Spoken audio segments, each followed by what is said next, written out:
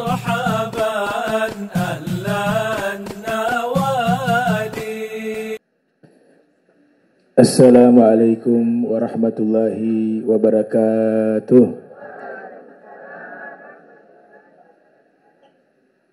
Alhamdulillah Rabbil Alamin Alladhi anzalal Qur'ana bilisanin Arabin mubin. Thumma salatu wassalamu ala Sayyidina Muhammadin al-mab'uth rahmatan lil alamin wa ala alihi wa sahbihi ajma'in, amma ba'du.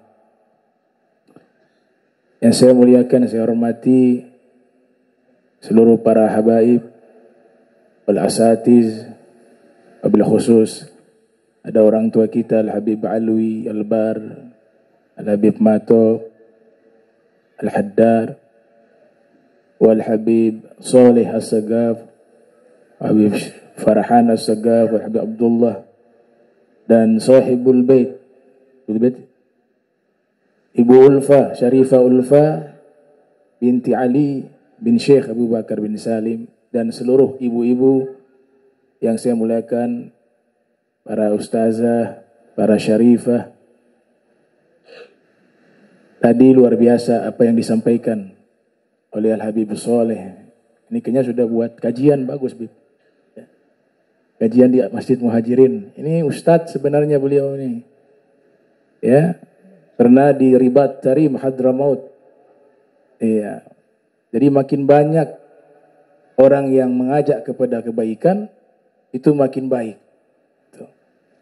Dan benar apa yang disampaikan oleh beliau tadi terkait masalah menyampaikan atau kita memberikan ceramah tentang Nabi kita Muhammad sallallahu alaihi wasallam.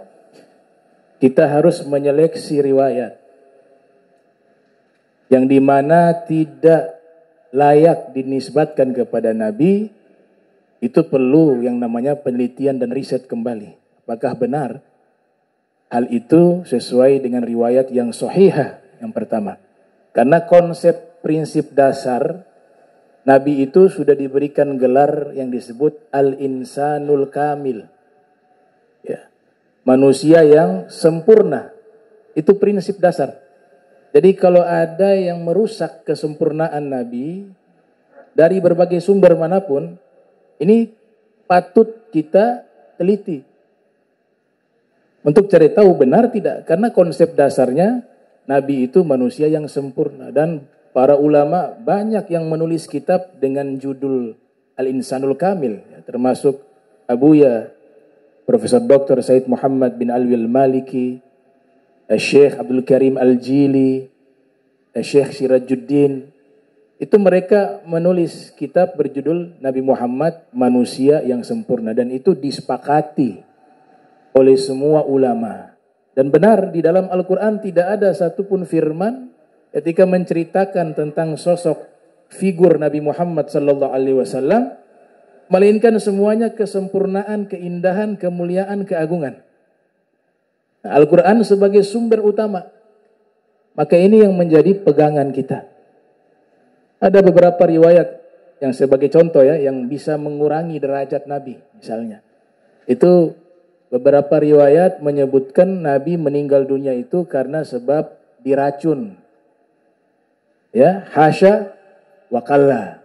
Diracun oleh seorang wanita Yahudi ketika menghidangkan makanan kepada Nabi, waktu itu daging kambing. Ternyata sudah ditaburi racun. Nabi sempat makan itu. Nah, sebab racun tersebut Nabi mulai sakit. Sampai akhirnya meninggal dunia. Nah, ini juga hasya wa kalla. Walaupun ada, kita tidak mengingkari riwayat ini ada. Karena memang ada niatan juga. Bahkan di kalangan sahabat seperti Ibnu Mas'ud radhiyallahu anhu itu mengatakan tufiya maktulah. Nabi meninggal karena terbunuh. Niatannya baik agar nala darajati syuhada, agar Nabi meninggal meraih derajat syuhada. Tapi di satu sisi di mana wallahu ya'simuka minan nas. Innallaha la yahdi qaumal kafirin. Ya. Allah Ta'ala menjaga dirimu dari kejahatan manusia dalam Al-Quran. Dan tidak mungkin orang-orang kafir ataupun manusia membunuh Nabi Muhammad. Di mana penjagaan Allah. Jadi ini juga dikritik oleh ulama. Riwayat tadi yang Nabi meninggal karena diracun. Ya. Di antaranya Al-Imam Ibnu Qutaibah dalam kitab Ta'wil Mukhtalafil Hadith. Beliau mengatakan bahwa Allah Ta'ala menjaga Nabi. Tidak mungkin ada orang kafir bisa membunuh Nabi Muhammad SAW. Karena penjagaan Allah menggunakan fi'il mudhari, ya'asimuka. Maknanya istimrori. Senantiasa Allah itu menjaga Nabi setiap saat, setiap waktu. Dari gangguan dan kejahatan manusia. Dan juga ada hal yang menarik. Kalau kita meneliti satu kitab tasawuf berjudul Tanwirul Qulub. Di situ ada riwayat dari Syekh Muhammad Amin Kurdi Naqsyabandi.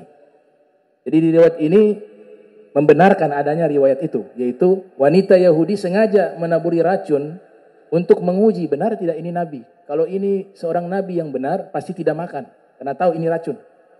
Karena Allah akan menjaga. Tapi kalau memang dimakan berarti bukan nabi. Nah, kalau kita analisis, kalau nabi sudah makan berarti bukan nabi. Karena wanita Yahudi tersebut kan tujuannya untuk menguji kebenaran. Otentik tidak ini nabi. Kalau benar seorang nabi tidak mungkin dimakan daging beracun tersebut. Karena Allah pasti akan menjaga. Atau malaikat akan mengabarkan. Tapi kalau riwayat ini diterima bahwa nabi sempat makan, berarti uji coba wanita Yahudi itu sudah menunjukkan ini bukan nabi. Karena sempat makan. Ini kontradiksi dengan riwayat. Makanya ulama lain menerima bahwa riwayat ini benar adanya. Tapi nabi tidak sempat makan. Kenapa demikian? Ketika Nabi ingin memakan itu daging, mukjizat terjadi. Daging itu bicara. Daging kambing yang sudah dipotong, ya sudah terpisah dari tubuhnya, sudah tidak ada darah di situ, tidak ada jantung di situ. Dia benda mati.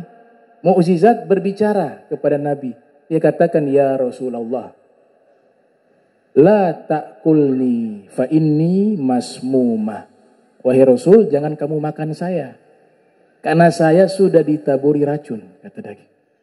Riwayat inilah yang justru kuat. Karena menguatkan kebenaran bahwa sesungguhnya beliau adalah Nabi. Uji coba wanita Yahudi tersebut benar-benar terbukti bahwa kalau Nabi Muhammad seorang Nabi tidak akan mungkin memakan daging beracun karena dijaga oleh Allah Subhanahu wa Ta'ala. Nah, ini saya bilang studi kritis. Kedua-duanya sumbernya dari kalangan para ulama.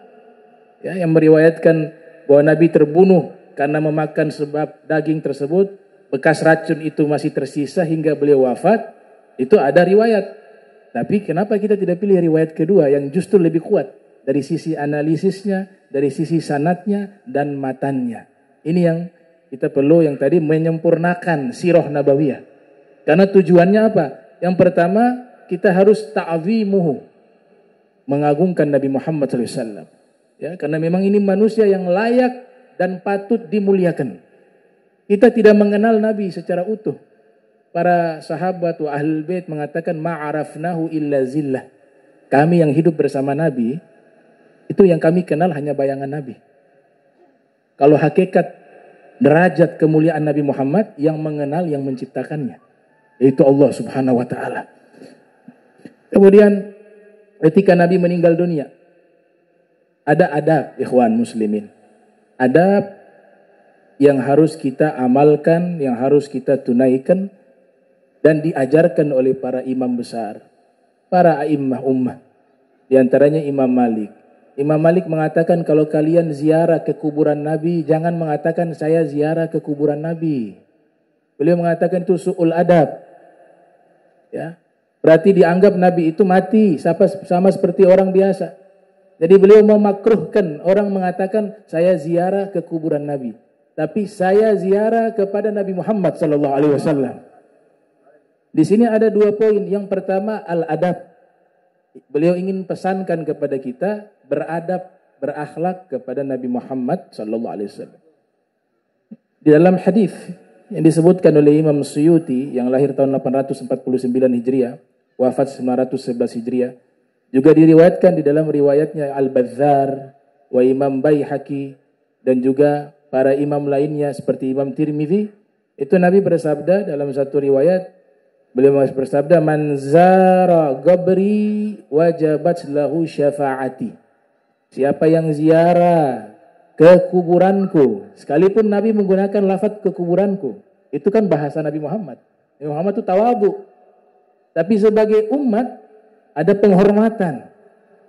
Ya, siapa yang ziarah ke kuburanku, wajib baginya syafaatku, kata Rasulullah SAW. Sehingga para ulama mengatakan, Imam Malik diantaranya menyatakan bahwasanya ketika kita mengatakan ziarah ke kuburan Nabi sesuai dengan hadis tadi, kemudian mendapatkan syafaat Nabi, itu tidak semua orang yang ziarah dapat syafaat Nabi. Tidak semua yang ziarah mendapatkan syafaat Nabi. Ada yang ziarah tapi anggaplah Nabi sudah mati. Gak bisa dapat syafaat, gak ada penghormatan dan adab. Ada juga yang ziarah gak punya cinta, hanya sekedar seremonial, ikut-ikutan. Tapi orang yang dapat syafaat Nabi ketika ziarah, yang pertama dia ziarah, dia meyakini Nabi hidup di alam khusus. Dia meyakini ketika dia ziarah, Nabi menyaksikan kehadirannya dan kedatangannya. Dia meyakini bahwa Nabi Muhammad SAW, Allah berikan keistimewaan di dalam kuburannya, dan Nabi ada di tempat tersebut dalam keadaan hidup di alam khusus. Dan yang berikut, dia menziarah Nabi dengan cinta, mahabbah. Nah, mereka inilah yang masuk ke dalam hadis tadi, siapa yang ziarah ke kuburanku wajib mendapatkan syafaatku. Jadi adab yang diajarkan. Ya, saya mau ziarah kepada Nabi Muhammad SAW. Bukan saya ziarah ke kuburan Nabi Muhammad SAW. Yang kedua, pesan yang disampaikan oleh Imam Malik kepada kita, yaitu al-i'tiqad, keyakinan. Bahwa para nabi mereka diberikan kehidupan khusus di dalam kuburan. Bahkan Allah marah ketika kita mengatakan para syuhada itu mati. Ada lafaz harfun nahyi, larangan. Wala taqulu liman yuqtalu fi sabilillah amwat. Larangan itu kan semuanya teguran. Jangan kalian mengatakan, kata Allah Ta'ala, orang yang meninggal di jalan Allah itu, para syuhada, itu mati.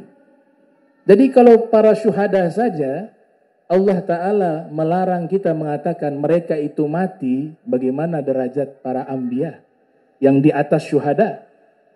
Terus bagaimana derajatnya Nabi Muhammad sallallahu alaihi wasallam, fauqal anbiya, yang berada di atas para nabi. Nah, ini dalam ilmu usul fikih disebut al-qiyas al-aulawi, ya. Jadi qiyas al-aulawi menyebutkan bahwa kalau para syuhada saja dilarang kita mengatakan mereka mati, lantas bagaimana Nabi Muhammad sallallahu alaihi wasallam? Dan para ulama menyebutkan di dalam ahadits yang sangat banyak, di antaranya disebutkan di dalam riwayat Imam Ahmad bin Hanbal, ya, Rasulullah sallallahu alaihi wasallam bersabda, "Marartu bi Musa alaihi salam lailata usriya bi 'inda Kathibil Ahmar wa huwa qa'imun yusalli fi ghabrih." Kata Nabi, saya bertemu dengan Nabi Musa di saat malam diisrokan saya. Dan Nabi Musa waktu itu sedang sholat di dalam kuburan, kata Nabi Muhammad SAW. Bahkan Nabi katakan kepada sahabat, kalau kalian ada waktu itu, saya tunjukkan di mana kuburan Nabi Musa, kata Nabi Muhammad SAW. Dalam riwayat yang lain disebutkan, al-anbiya'u ahya'un fi kuburihim yusallun. Para nabi itu mereka hidup di dalam kuburan mereka dalam keadaan sholat. Sholatnya bukan sholat syariat, taklif, tapi tasyarrufa, ya. Para aulia juga beberapa diberikan keistimewaan bisa sholat di dalam kuburan untuk menambah kemuliaan, bukan karena kewajiban sholat. Kalau hidup di dunia sholat yang 5 waktu wajib, tapi ketika sudah meninggal kewajiban ini sudah tidak ada lagi. Tapi amalan-amalan yang dilakukan berupa sholat itu menambah kemuliaan mereka dan derajat mereka di akhirat. Nah, ini bukti bahwa para nabi mereka hidup di alam yang khusus, di dalam kuburan. Bahkan Imam Baihaqi menulis kitab berjudul Hayatul Anbiya Ba'da Wafatihim, kehidupan para nabi setelah wafatnya mereka. Itu ditulis oleh Imam Ahli Sunnah wal Jamaah, Al-Imam Baihaqi, dan mendekati ijma'. mendekati kesepakatan bahwa Nabi Muhammad SAW ketika kita datang ke makam beliau, itu yang bahasanya Imam Malik, datang menemui beliau, kita mengucapkan salam, domirnya khitab, assalamu alayka ya Rasulullah, salam kepadamu wahai Rasulullah. Kalau Nabi ajarkan ini salam kepada beliau di saat ziarah, berarti orangnya ada di depan, karena menggunakan kata kamu. Kalau tidak ada atau jauh pakai dia, assalamu alaihi, salam kepadanya, lil ba'id, itu untuk yang jauh. Tapi ketika salam kepadamu itu lil qarib, ya, hadir di depan kita, sallallahu alaihi wasallam. Nah, jadi ini penting sekali ibu-ibu, sehingga ibadah kita itu punya makna, ya, punya zauq dalam bahasa tasawuf, ada rasa di dalam beragama. Ya, orang kalau sudah beragama tanpa rasa itu percuma. Bukan tidak sah, tapi substansi dari ibadah itu dia tidak bisa raih. Ya, padahal tujuan ibadah itu tadi, kalau kepada Nabi Muhammad yang paling tertinggi adalah apa? Mahabbah, cinta. Ya, la yu'minu ahadukum hatta akuna ahabba ilaihi min waladihi wa walidihi wan nas ajmain. Tidak sempurna keimanan seorang di antara kalian hingga dia jadikan aku lebih dia cinta melebihi anaknya, orang tuanya, dan seluruh manusia. Nah, terakhir saya ingin tambahkan, tadi poinnya saya hanya menyempurnakan, tadi sudah kifayah, sudah cukup. Tadi Habib Soleh punya sudah lebih dari lengkap tadi. Ya, cuma saya hanya tambahkan sedikit saja agar tambah disebut bahasa nahu itu taukid lah, ya, mempertegas saja. Tapi kalau sudah substansi tema tadi sudah luar biasa yang disampaikan oleh Habib Soleh Assegaf. Kemudian ini alhamdulillah, ini adik kami, ya, alhamdulillah makin banyak adik-adik yang sekolah agama, itu saya sangat senang sekali. Masya Allah. Ini dari Mesir, mau lanjut sampai S3 insya Allah, kita doakan ya. Habib Farhan dan juga yang lainnya, masih banyak yang lainnya. Ada Habib Muhammad Albar, anaknya Habib Alwi di Mesir. Ada juga Habib Syehon Albar, ada juga, wah banyak dah, ya, ya. Yang pondok pesantren juga, ada anak antum juga ya, ya, anaknya Habib Soleh juga, ya. Ini luar biasa. Kalau lingkungan kita semua ini dihidupkan syiar-syiar agama, penuh dengan majlis taklim, banyak anak-anak soleh, itu yang untung bukan hanya mereka. Yang pertama kali yang untung orang tua. Orang tua yang paling untung. Ya, nggak ada investasi terbaik di alam jagat raya ini seperti menyekolahkan anak di dalam agama Islam, ilmu agama Islam.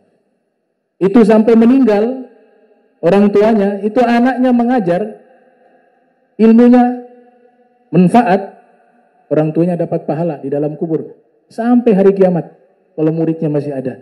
Itu belum lagi diberikan derajat. Kalau meninggal, derajatnya dengan para nabi itu hanya beda 1 derajat, kata Imam Ghazali.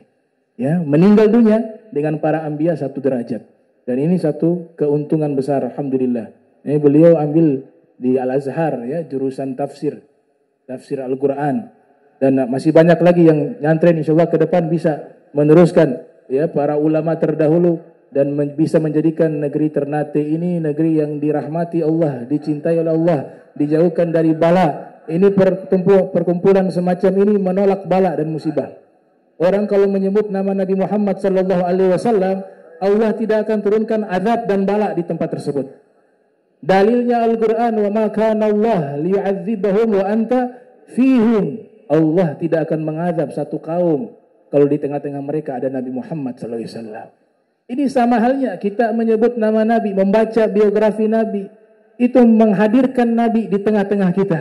Bagaimana mungkin bala diturunkan sedangkan kita sedang menyebut dan mengingat nama kekasih Allah Nabi Muhammad sallallahu alaihi wasallam. Sedikit saya tutup terkait tafsir Al-Qur'an. Ada tafsir yang mengganggu saya selama ini tentang reinkarnasi. Jadi ada beberapa orang mengajukan pertanyaan kepada saya. Mereka mengatakan, "Bib, ini reinkarnasi itu dalam Islam ada." Buktinya di dalam Al-Quran di surat Al-Baqarah ayat 28. Allah menyebutkan bahwa sesungguhnya kaifa takfuruna billah wa kuntum amwata fa ahyakum thumma yumitukum thumma yuhyikum thumma ilaihi turja'un. Di ayat ini kan menerangkan dulu kalian mati. Kemudian dia hidupkan kalian. Setelah itu dia matikan kalian lagi. Kemudian dia hidupkan kalian kembali. Dan kepadanya kalian dikembalikan. Ini jadi dalil, ini gara-gara gak pakai tafsir Al-Quran. Pakai akal nih bahaya. Al-Quran di otak-atik pakai akal. Gak pakai ilmu, gak pakai tafsir. Mereka mengatakan, kan yang pertama Allah bilang kalian mati. Kemudian dihidupkan kalian di dunia.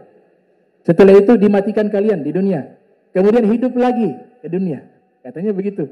Ya. Jadi reinkarnasi itu kepercayaan ya, satu pemikiran yang di luar Islam. Yang meyakini jika kita ini manusia ada yang mati, satu saat bisa hidup kembali ruhnya di jasad orang yang berbeda di alam dunia. Itu namanya reinkarnasi. Ini harus saya luruskan ya, karena masalah akidah.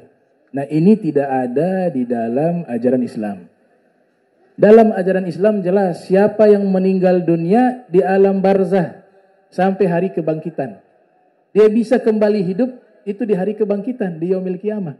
Bukan hidup lagi di dunia. Min waraihim barzakhun ila yaumi yub'atsun. Mereka ketika meninggal dunia menanti di alam barzah sampai mereka dibangkitkan. Ini hati-hati ibu-ibu. Ini kalau kita percaya bisa merusak akidah kita ya. Karena berlawanan dengan ijma' ulama, berlawanan dengan tafsiran-tafsiran para mufassirun. Jadi gak ada reinkarnasi di dalam Islam, gak ada.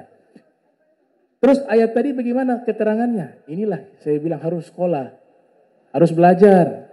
Gak boleh orang gak belajar tafsir kemudian menafsirkan Al-Quran seenaknya sendiri. Ada ancaman dari Nabi kita Muhammad sallallahu alaihi wasallam. Man fassara ayatan bi ra'yihi falyatabawa maq'adahu minan nar. Siapa yang menafsirkan satu ayat Al-Quran tidak menggunakan ilmu tapi dengan akal sendiri, maka dia sudah mengambil satu kursi di dalam neraka. Nauzubillah min dzalik. Itu satu ayat, bagaimana satu surat? Ya, satu ayat diancam seperti itu. Lantas bagaimana satu surat? Oleh sebab itu cara yang diajarkan oleh para ulama, kalau bicara Al-Quran jangan langsung terjemahan kemudian tafsir sendiri, gak boleh begitu. Tapi kita merujuk di dalam kitab-kitab tafsir. Mereka faham betul apa yang dimaksudkan oleh Allah Ta'ala di dalam firman tersebut. Saya ambil contoh tafsir yang sangat terkenal, namanya Tafsir Jalalain. Ya, karangan Imam Suyuti dan Jalaluddin Al-Mahalli. Imam Suyuti menafsirkan Tafsir Jalalain itu mulai dari apa? Surat Al-Baqarah sampai surat Al-Kahf. Ya, selebihnya itu ditafsirkan lebih dahulu ya. Imam Suyuti hanya setelahnya. Setelahnya Imam Al-Mahalli, setelahnya Imam Suyuti menyempurnakan tafsir tersebut. Beliau menafsirkan begini, saya masih ingat teksnya itu. Kuntum amwata, kalian dahulu mati. Ai nutafan fil aslab. Artinya berupa air mani, sperma di dalam sulbi. Jadi makna mati di situ kita berupa sperma yang berada di dalam sulbi. Kalau sulbi laki-laki, diayatkan disebut yakhruju mim baini sulbi wat taraib. Air mani itu dia keluar di antara tulang sulbi, tulang punggung laki-laki, wat taraib. At-taraib apa makna taraib? Idzamu sadar, tulang dada perempuan. Dari situlah disebut kita mati karena berupa cairan. Ya, nutaf jamak dari nutfah. Ya, dalam bahasa firman yang lain disebut tsumma ja'alnahu nutfatan fi qararim makin. Kemudian kami jadikan kalian manusia itu berupa air mani, berada di dalam tempat yang kokoh, yaitu rahim. Setelah kita disebut mati oleh Allah, sesuai dengan surat Tabarak ya, tabarakalladzi alladzi khalaqal mauta wal hayata liyabluwakum ayyukum ahsanu amala. Dia Allah ciptakan kalian kematian dan kehidupan. Jadi mati dulu karena kita berupa mani.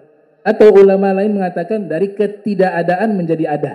Yang namanya makhluk dari tiada menjadi ada. Tiada itu dianggap simbol dari kematian. Ada itu adalah simbol kehidupan. Kemudian dilanjutkan, fa ahyakum, lalu setelah kalian mati di dalam rahim berupa air mani, nutaf, kemudian dia hidupkan kalian fil arham wad dunya binafhi ruh fikum, binafhi ruhi fikum, yaitu dia hidupkan kalian di rahim ibu. Kita kan hidup di rahim ibu, Nabi katakan inna ahadakum yujma'u khalquhu fi batni ummihi arba'ina yawman thumma yakunu 'alaqatan mithla dhalik thumma yakunu mudghatan mithla dhalik thumma yursalu ilaihi al-malak fayanfukhu fihi ar-ruh wa yu'maru bi arba'i kalimat bikatbi rizqihi wa ajalihi wa amalihi wa syakiyun aw sa'id. Yang kurang lebih artinya kalian di dalam perut ibu itu selama 40 hari berupa air mani. Masih belum hidup karena ruh belum ada. Makanya tadi simbolnya kalian masih mati. Itu. Nanti setelah itu berubah kalian dari air mani menjadi alaqah. Ya. Alaqah itu dalam bahasa Arab itu sejenis hewan, lintah. Jadi daging yang menempel di dinding rahim. Setelah itu berproses kalian menjadi apa? Mudghah, segumpal daging. Setelah itu baru diutus malaikat meniupkan ruh. Itu awal kehidupan. Ruh sudah masuk ke jasad, maka kita hidup. Maka disitulah tafsiran kalian dihidupkan di alam rahim. Karena ruh sudah ada. Nah disitu juga dicatat kita punya takdir. Amal kita, ajal kita, rizki kita, orang untung atau orang sial. Itu sudah dicatat dalam kodonya Allah. Kemudian lahir ke dunia. Nah ini ketika lahir ke dunia, itulah hidup dari ayat tersebut. Summa yumitukum. Kemudian setelah kalian hidup di dunia, Allah mematikan kalian. Inda intihai ajalikum. Yaitu ajal, masa berlaku hidup kalian di dunia sudah berakhir. Meninggal. Itu yang disebut kita dimatikan lagi oleh Allah. Sampai kapan? Allah Ta'ala wafatkan kita hidup di satu alam yang disebut alam barzakh, hajizun baina syai'ain, yaitu antara alam dunia dan alam akhirat. Jadi bukan dikubur. Alam barzakh itu bukan kuburan, yang artinya bukan ruhnya hidup di 2 meter kali 2 meter, itu bukan. Tapi kata ulama seperti Ibnul Qayyim, ya, walaupun dalam beberapa bab berbeda dengan ulama ahli sunnah wal jamaah, tapi dalam perkara ini disepakati.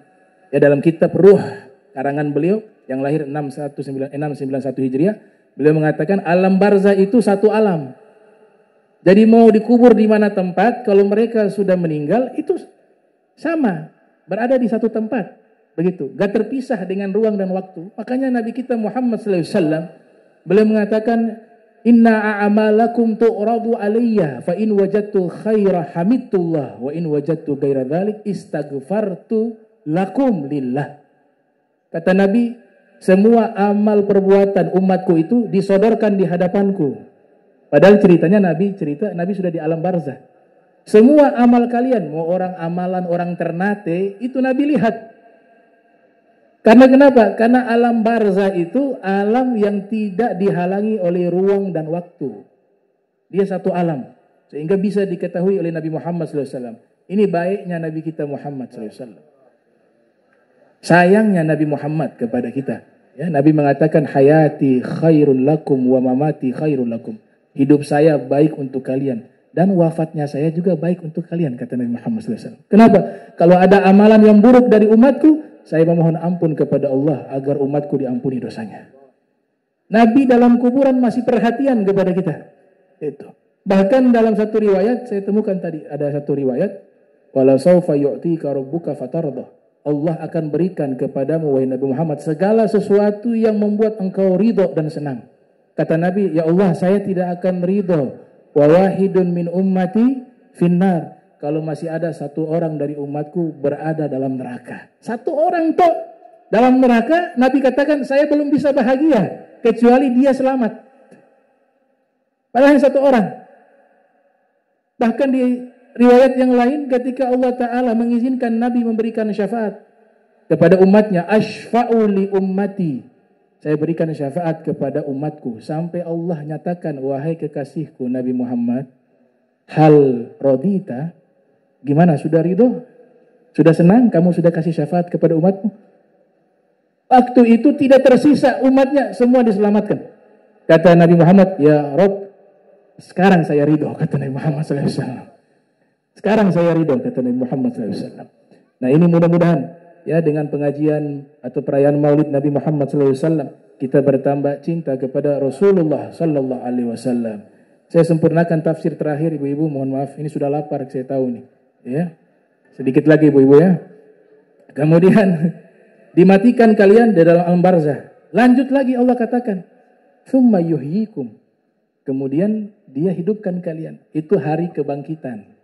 Bukan reinkarnasi di dunia. Ini bahayanya agak pakai tafsir nih. Ya. Dia hidupkan kalian bil ba'ats kata Suyuti. Di hari kebangkitan. Dilanjutkan lagi. Tsumma ilaihi turja'un. Kemudian kalian dikembalikan kepadanya, kepada Allah Subhanahu wa taala. Di situ saya masih ingat teksnya itu. Aituradduna ba'dal ba'thi fayujazikum bi'amalikum. Yaitu dikembalikan, dipertemukan dengan Allah setelah hari kebangkitan. Dan di saat itu Allah akan membalas semua amal-amal kalian yang kalian lakukan di dunia. Wa innama tuwaffawna ujurakum yaumal qiyamati faman zuhziha 'anil nar wa udkhilal jannata faqad faz wa mal hayatud dunya illa mataul ghurur. Ya, jadi itu pesan saya terkait masalah akidah. Kalau dapat berita, karena ini juga beberapa sudah tersebar di media sosial. Ya, hati-hati jangan percaya tuh gak ada reinkarnasi di dalam pemahaman dalam agama Islam. Ya, itu sudah dibantah oleh ulama tafsir, sudah dibantah oleh ulama hadis, sudah dibantah oleh ulama ahli kalam. Ya, yang ada kita hidup kembali setelah mati di dunia itu nanti di hari kebangkitan. Mudah-mudahan kita semua diselamatkan oleh Allah Subhanahu wa taala. Kita doakan kepada seluruh jamaah hadirin dan hadirat, khususnya sahibul bait, diberikan kesehatan, sehat wal afiat, diluaskan rezekinya. Kemudian kita doakan kepada para habaib, para dai yang menyampaikan ceramah, Habib Soleh panjang umur, sehat wal afiat. Habib Farhan diberikan kelancaran, sukses di dalam belajarnya. Habib Muhammad anak dari Habib Alwi juga dimudahkan proses belajarnya di Mesir. Al Habib Abdullah wa jami' semua hadirin, para ustazah, para syurafah, para syarifah yang hadir semuanya mudah-mudahan diberikan keberkahan, diberikan rezeki yang luas, kesehatan. Amin ya rabbal alamin. Allahumma jam'ana hadza jam'a marhuma wa tafarraqan bari tafarrukan ma'asuma wa la tajal minna wa la minna syakila mahruma. Subhanaka bihamdika asyhadu astaghfiruka wa atubu ilaik. Wa sallallahu alaihi Muhammadin wa ala alihi wa sahbihi wa baraka wasallam. Wa la minkum wassalamu alaikum warahmatullahi wabarakatuh.